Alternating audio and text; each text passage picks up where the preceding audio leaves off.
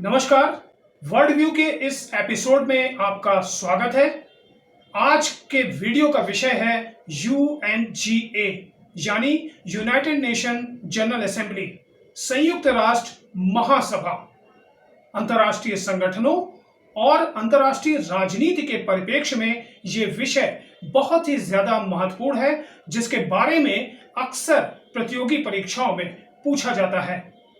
तो आइए शुरू करते हैं। देखते हैं कि आज के इस वीडियो में हम किन किन प्रश्नों का जवाब पाने की कोशिश करेंगे। संयुक्त राष्ट्र महासभा क्या है? सदस्यता, कार्य, अधिकार, मतदान, समितियां, इन सब को लेकर क्या नियम है? अंतर्राष्ट्रीय स्तर पर संयुक्त राष्ट्र महासभा का तो है। संयुक्त राष्ट्र महासभा और भारत, इनके आपस में संदर्भ क्या है, महत्वपूर्ण तथ्य क्या हैं, और महासभा के 76वें सत्र के अध्यक्ष कौन है?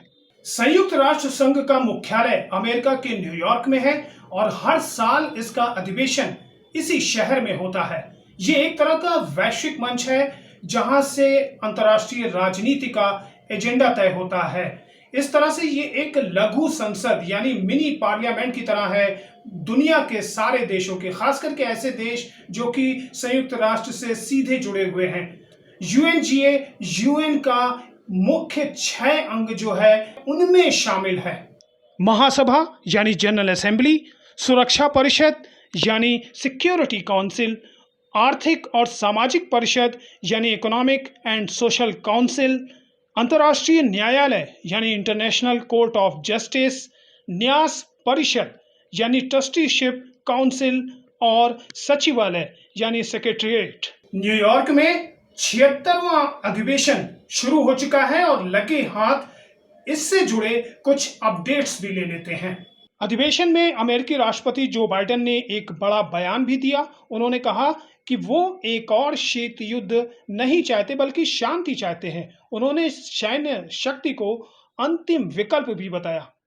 प्रधानमंत्री नरेंद्र मोदी 3 दिन की अमेरिका यात्रा पर पहुंच चुके हैं। 24 सितंबर को वो 4 देशों के ग्रुप क्वाड के नेताओं से मिलेंगे और 25 सितंबर को संयुक्त राष्ट्र महासभा में उनका संबोधन है।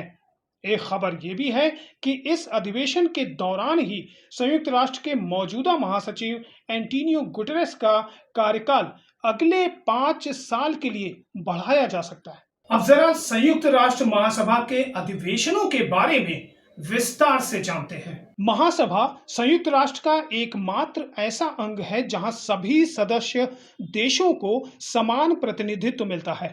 महासभा का नियमित एवं सामान्य अधिवेशन हर साल सामान्यतः सितंबर के तीसरे मंगलवार से प्रारंभ होता है और ये प्रक्रिया दिसंबर तक चलती है। इसमें सदस्य देश वैश्विक मुद्दों पर अपनी अपनी राय रखते हैं। सदस्य देशों को खुलकर अपनी बात निश्चित समय सीमा में, जो कि करीब 15 मिनट की है, रखने की इजाजत होती है। प्रतिनिधियों को अपनी बात को लिखित दस्तावेज के तौर पर भी देना होता है।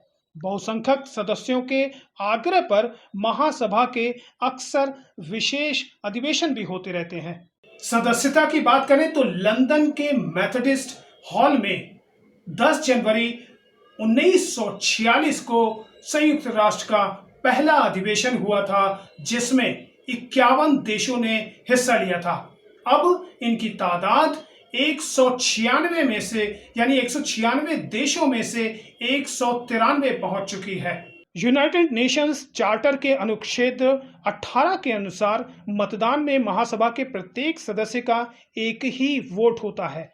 महासभा सभी महत्वपूर्ण प्रश्नों जैसे अंतर्राष्ट्रीय सुरक्षा और शांति, सुरक्षा परिषद के अस्थायी सदस्यों का चुनाव, नए देशों को संघ में शामिल करना और संघ के सदस्यों को बाहर निकालना जैसे महत्वपूर्ण निर्णय 2/3 बहुमत से करती है।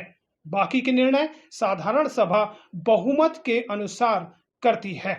हालांकि बजटीय उपायों के अलावा महासभा में पारित प्रस्ताव सदस्य राष्ट्रों पर बाध्यकारी नहीं है। वैसे महासभा ने अपना पहला प्रस्ताव 24 जनवरी 1946 को पास किया था। अधिवेशन के हर सत्र के लिए करीब 7 महीने पहले ही एजेंडा तय हो जाता है कि किन किन मुद्दों को प्राथमिकता मिल सकती है।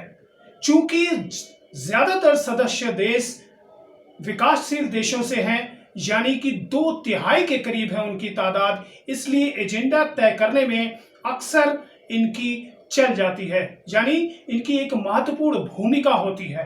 खैर, आगे चलते हैं। महासभा मानव अधिकारों, शांति व सुरक्षा से संबंधित प्रश्नों पर विचार कर सकती है, पर यदि सुरक्षा परिषद किसी प्रश्न पर विचार कर रही है तो महासभा को उस पर विचार करने का अधिकार नहीं है।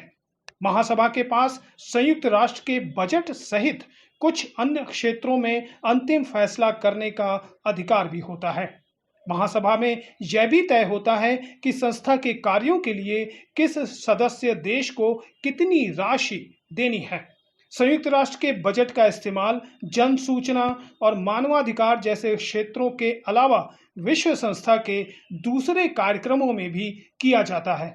इसके अलावा महासभा शांति और सुरक्षा के मामलों को छोड़कर संयुक्त राष्ट्र के दायरे में किसी भी दूसरे मामले पर सिफारिशें कर सकती है। आखिर इतने काम होते कैसे हैं?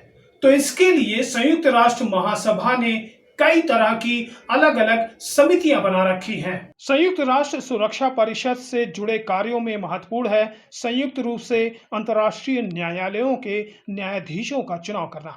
सुरक्षा परिषद की सिफारिश पर 5 साल के लिए संयुक्त राष्ट्र के महासचिव की नियुक्ति करना। सुरक्षा परिषद व अन्य संयुक्त राष्ट्र अंगों द्वारा प्राप्त रिपोर्टों का विवेचन करना, विश्लेषण करना। एक और इंपॉर्टेंट बात, महासभा के अध्यक्ष को हर साल चुना जाता है, मतलब हर बार नए चुने जाते हैं। और इस बार किनको चुना गया और उनका चुना जाना कितना महत्वपूर्ण है, कितना अलग है, इस बारे में भी हम आपको आगे बताएंगे। निशस्त्रीकरण एवं अंतर्राष्ट्रीय सुरक्षा समिति, आर्थिक एवं वित्तीय समिति, सामाजिक, मानवीय तथा सांस्कृतिक समिति, न्यास समिति, प्रशासनिक एवं बजट समिति और कानूनी समिति। 25 सितंबर को प्रधानमंत्री Narendra Modi United nation general assembly के एक हाई लेवल सेगमेंट को संबोधित करेंगे, व्यक्तिगत रूप से संबोधित करेंगे। और ऐसा करीब 2 साल बाद हो रहा है, क्योंकि इससे पहले तक कोविड था और प्रधानमंत्री भी करीब 2 साल बाद किसी विदेश यात्रा पर निकले हैं। भारत संयुक्त राष्ट्र के उन प्रारंभिक सदस्यों में शामिल था जिन्होंने 1 जनवरी 1942 को वॉशिंगटन में संयुक्त राष्ट्र घोषणा पर हस्ताक्षर किए थे तथा 25 अप्रैल से 26 जून 1945 तक सैन फ्रांसिस्को में ऐतिहासिक संयुक्त राष्ट्र अंतर्राष्ट्रीय संगठन सम्मेलन में भी भाग लिया था। भारत संयुक्त राष्ट्र संघ में 24 अक्टूबर 1945 में शामिल हुआ था। भारत संयुक्त राष्ट्र के उद्देश्यों और सिद्धांतों का पुरजोर समर्थन करता है और चार्टर के उद्देश्यों को लागू करने और उसके कार्यक्रमों की दिशा में महत्वपूर्ण कार्य करता रहा है।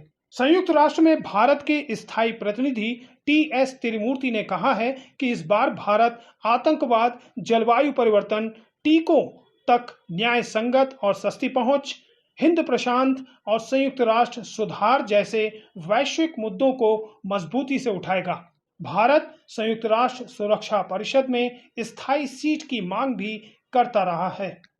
इससे ठीक पहले सुरक्षा परिषद की एक बहस में उन्होंने अफगानिस्तान का मुद्दा उठाते हुए कहा कि इस क्षेत्र का इस्तेमाल किसी देश को धमकाने, हमला करने, आतंकियों को पनाह देने या फंडिंग करने में नहीं होना चाहिए। उन्होंने कहा कि भारत आतंकवाद से मुकाबले के सामूहिक प्रयास में सबसे आगे खड़ा है।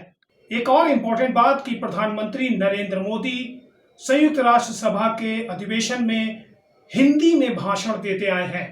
हिंदी की बात करें तो अटल बिहारी वाजपेयी, जो कि भारत के विदेश मंत्री रह चुके हैं, प्रधानमंत्री रह चुके हैं, उन्होंने 32वें सत्र में 1977 में पहली बार महासभा को हिंदी में संबोधित किया था।